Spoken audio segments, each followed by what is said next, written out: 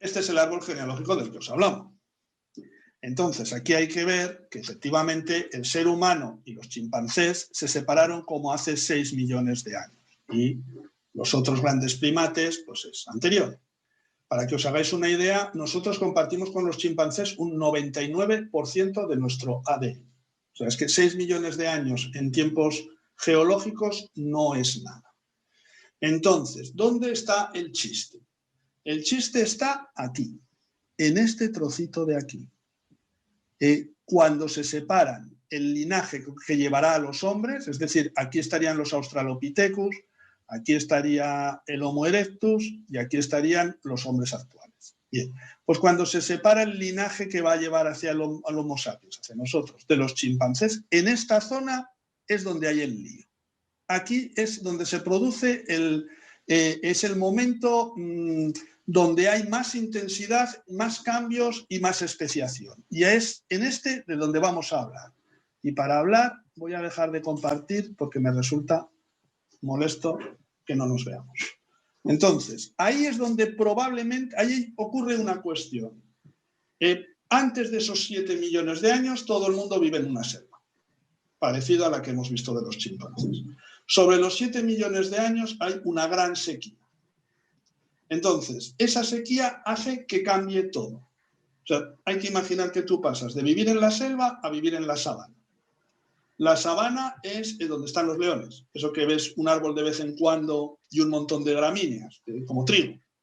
Eso es la sabana. Entonces, para pasar, o sea, para sobrevivir desde la selva al paso de la sabana, tienen que cambiar cosas. Y ahí es donde está la cuestión. Entonces, ¿qué es lo que cambia? Una de las cosas que cambia es que cogen más tamaño. Es decir, los primates, los más grandes, pues son el gorila, el orangután, el chimpancé y nosotros.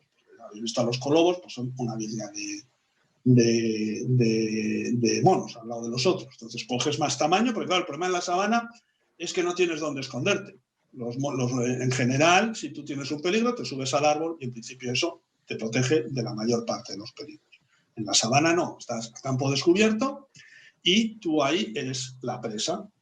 Entonces, una ventaja es, evidentemente, ser más grande. Otra cosa que se desarrolla es el bipedismo, andar como andamos nosotros, en vez de ir a 4 patas o casi 4 patas, ir andando. ¿Por qué interesa ir andando? Probablemente por razones energéticas. O sea, vas a tener que andar mucho para buscar comida porque ya no hay la riqueza de comida que había antes. O sea, es como que pasas de las vacas gordas a las vacas flacas. Entonces, se han hecho los estudios para ver cuánta energía gastas. Si tú vas a hacer un gran desplazamiento, parece ser que si vas a 2 patas, gastas mucha menos energía que si vas a 4 patas. O sea, una cosa es para correr 200 metros y otra cosa es si tienes que hacer 30 kilómetros. ¿Sabéis cuál es el precio qué precio paga la especie por ir a 2 patas? ¿Cuál es el precio de ser bípedos? No. ¿Qué problema causa? Por tanto, un parto horrible. Tú ves que las gacelas, de repente va y se les cae una cría, eso es campanilla. A veces no están así, pero también son problemas de parto. Pues yo qué sé, los que no han tenido cerca vacas o cosas así, pues a veces tienen un mal parto. Pero en general el parto es mucho más fácil. Para la posición bípeda se estrecha la pelvis y entonces el parto es una situación, aparte de muy dolorosa, de peligro para la madre y para la cría. Y además tiene otro problema, y es que como se ha estrechado, no puedes esperar a que la cría sea muy madura, porque le crece la cabeza y entonces ya es que no hay manera de que pase. Entonces tienes que aceptar una cría inmadura, también tú lo ves, la gacela coge, se cae, y según se cae se levanta, cortan el cordón umbilical, se lo muerden, y si hace falta correr, prácticamente corre, en cuestión de minutos, si no es de horas. La cría de un bebé, pues ya sabes lo que es. Entonces, hace falta un bebé muy inmaduro para que pueda pasar por el canal del parto. Y eso es otro gran problema, porque va a significar un bebé muy indefenso y, además, mucho tiempo de crianza. Y eso en las presas no sucede. O sea, si tú divides depredadores y presas, pues eso, tú coges las gacelas, las cebras, los ñus, y todos paren, enseguida la cría puede correr, porque es que es una situación de peligro. Y nosotros ahí somos presas todavía, serían nuestros tatarabuelos, y sin embargo tenemos una situación muy vulnerable. Entonces, eso es lo que lleva a pensar que probablemente aquí es donde aparecería un aumento de la tendencia a la monogamia, en este momento. O sea, justo al principio de nuestro linaje. ¿Qué ventajas creéis que podría dar la monogamia?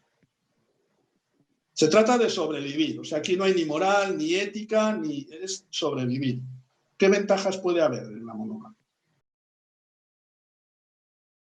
¿Y por qué en la monogamia se cuida más al bebé?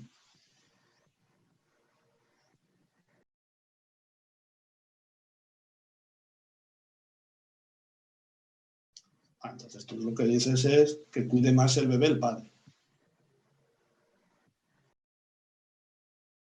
Bueno, es que no es lo mismo. Efectivamente, la madre en todos los mamíferos cuida al bebé. Y la madre en todos los mamíferos sabe que el bebé es suyo. O sea, es instintiva, no es que hagan un cálculo mental, pero así. Lo que traes es que, claro, el padre no. Ciertamente tú sabes que si no es tu hijo, pues será tu sobrino o algo así, porque todos los machos están emparentados. Pero no es lo mismo que saber que es tu hijo. En la monogamia, el padre asegura, sabe, o por lo menos cree, que es su hijo. Digo cree porque en la monogamia hay un porcentaje alto de infidelidades en todas las especies. O sea, hay como luego un 20 o un 30% que no corresponde. De hecho, eso de vez en cuando se hacen estudios en los colegios, pero son actuales, y ven que los hijos no son de los padres que creen en unos porcentajes escandalosos. Escandalosos se llama un 20%, por ejemplo. Pero no importa, el que sea el hijo tuyo no es lo importante es que tú creas como padre que es el hijo tuyo. Eso da igual luego quién lo hizo, eso es otra historia que no entra en la selección natural. ¿Y qué ventajas tiene para la supervivencia de la especie que el padre sepa que el hijo es suyo?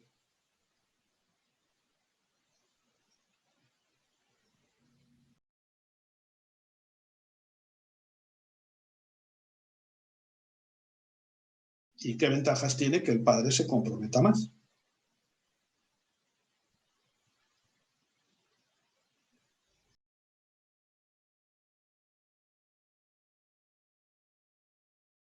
Eso es. Se supone que ese padre va a tener más predisposición por este mayor compromiso para alimentar a la cría y a la hembra. O sea, si el hijo no dices, bueno, esa cría sí, igual es mi sobrino, vete a saber, pues tanto como para que todos los días le lleve comidita a la mamá y a la cría, pues igual no me da el cuerpo para ello. Si sabes que sí que es tuyo, pues igual sí. Entonces, si habéis visto en los chimpancés, cuando iban por la ladera esta, claro, tú te imaginas a una mujer que lleve un bebé, que tenga uno de 2 años, como tenga otro de 4, no sube la ladera. Y aparte es de un vulnerable extraordinario. O sea, no sé si, bueno, no sonará de nada, pero uno de los Australopithecus famosos, que es el Nietaung, se lo comió un águila. No es como para irse por ahí de excursión así con todas las crías a ver qué pasa por el medio de la sabana. Entonces, probablemente una de las ventajas grandes es que hay más posibilidades de que el macho se encargue de proveer la comida y la hembra se pueda dedicar más a la crianza. ¿Y alguna otra ventaja de la monogamia?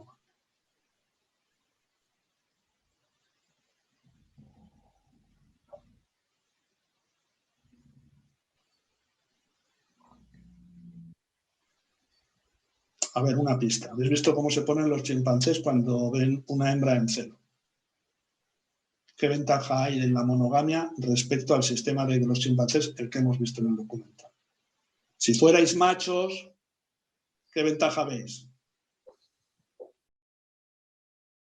No solo te ahorras la pelea y tienes, vamos a decirlo finamente, acceso a la hembra. Claro. Bueno, si planteas un grupo mayoritariamente monógamo, pues hay hembras para todos. Si el más bruto se queda con todas, pues hay un grupo de machos que no tiene acceso a las hembras, con el consiguiente enfado. Tener en cuenta que si vas a vivir en la sabana no debes de renunciar a la agresividad. Porque dices, bueno, pues hacemos unos machos tranquilos, oye, y si se quedan sin hembras, pues que se aguanten, ¿qué le vamos a hacer? Que lo lleven bien. Pero es que no conviene que tengas unos machos tranquilos y dóciles porque necesitas la agresividad para defenderte. Entonces, claro, si por un lado quieres la agresividad para defenderte de los depredadores, luego no vale que digas que ahora no quiero que sean agresivos entre ellos. Y entonces una fuente de conflictos es el acceso a las hembras. Pero si cada uno tiene la suya, pues la cosa está más tranquila. ¿Sí? Bien, pues a todas estas cuestiones es a las que se les da vueltas de que en algún momento, y debió de ser al principio, surge la monogamia y eso cambia lo que es la estructura del grupo. O sea, eso es lo que hace que entre la mayor diferencia entre el grupo de chimpancés que hemos visto y lo que al final veremos un grupo de cazadores-recolectores de seres humanos, de Homo sapiens, probablemente es que es más monógamo. Más monógamo. No quiere decir que no quiere decir que nuestros antepasados fueran matrimonio para toda la vida y bendecido por la religión, pero sí básicamente más monógamo. Donde puede caber que cambies de pareja, pero es más que la mayor parte de ellos solo tenga una a la vez. O sea, no tiene por qué ser súper rígido, puedes engañar, pero siempre y cuando el otro siga creyendo que es su cría. O sea, es una poligamia, es una poligamia menos intensa. O sea, entre la monogamia súper estricta, que sería una pareja para toda la vida, y la poligamia estricta, que es todos con todas sin ningún control, pues hay un continuo, no es sí o no. ¿Me explico? Entonces, probablemente en este momento se produce un paso hacia la monogamia. Que eso luego va a ir cambiando incluso dentro de nuestra especie, ahora ya por razones culturales. Eso se ve el año que viene, hablaremos de sociedades. En la sociedad agrícola nos volvemos más monógamos y en la sociedad actual nos volvemos más polígamos, pero esta vez ya por razones culturales, no por razones biológicas. ¿Por qué debió de ser en ese momento y no en otro? Pues porque los cambios se producen cuando hay un cambio en el ambiente, un cambio en el ecosistema, sería la palabra, es lo que precipita los cambios. Entonces, cuando el ecosistema se mantiene constante, es difícil que se produzcan cambios. Entonces, este es el momento del gran cambio. Esa sequía es la que cambia completamente de lo que eran los primates antes y después. Se puede entonces entrar a discutir si el antepasado común de los chimpancés y el nuestro fue el que hizo el cambio, o si el cambio lo hizo ya cuando ya estaba en nuestro linaje. Pues eso es discutible y si leéis más, hay un señor que se llama, lo voy a decir en castellano, Lovejoy, como si fuera amor y alegría en inglés, Lovejoy. Este señor se dedica justo a hablar de esto. Sería un poco antes o un poco después, pero probablemente fue allí. Ahí es donde queda determinado el cómo van a ser los grupos humanos. Sería muy raro que una vez que ya tienes, y además hay muchos experimentos, bueno, esto sonará de nada, pero la mayor parte de los modelos de formas de vida se producen hace 500 millones de años en el Cámbrico. Y ahí aparecen todas, incluidos los vertebrados. Y luego ya se hacen variaciones sobre ese tema, pero nunca más vuelven a aparecer un orden de ese calibre. Se hacen pequeñas variaciones sobre los modelos que ya hay. Así funciona la evolución. Entonces, lo lógico es que ese sea el momento de experimentación, donde se experimentan con muchas especies. De hecho, no se tiene ni idea de cuáles, se van diciendo posibles especies, pero no se sabe cuál es la especie de la que nosotros venimos en ese momento. Probablemente se hacen muchas pruebas, unas son bípedas, otras no, unas son grandes, tienen en general que ser todos, y probablemente alguna de las pruebas lo que hace es ensayar un modelo grupal monógamo. Y esa prueba es la que va a ser exitosa en el sentido de que conlleva a nosotros que somos la especie más compleja del planeta. Pero es como que haces muchos experimentos y alguno de ellos es especialmente exitoso como fue el nuestro. Esa sería la idea.